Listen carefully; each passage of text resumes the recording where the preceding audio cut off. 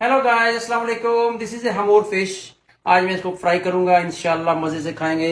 ये देखें, मैंने इसको धोया हुआ है अजवाइन लेमन के साथ। ठीक है जी। हमूर का तो आपको पता ही है, हमूर फिश जो है ना वो नायाब है और बहुत टेस्टी होती है। खाने के बाद क्या मजा है, वल्लाह मुंह में पानी आ गया होगा आपके। नाज़रीन, हमने मैरिनेट कर ली है। अभी इसको ना 30 मिनट्स के लिए हम फ्रिज में रखेंगे और उसके बाद इसको फ्राई करेंगे। तो फिर आपको फ्राई करने के बाद दिखाएंगे हमूर फिश का क्या है रंग।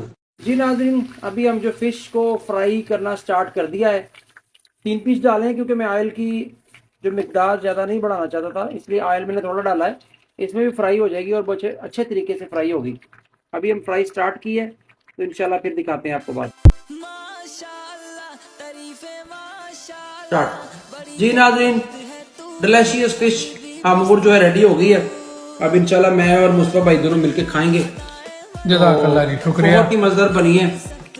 तो इंशाल्लाह खाने के बाद बताएं।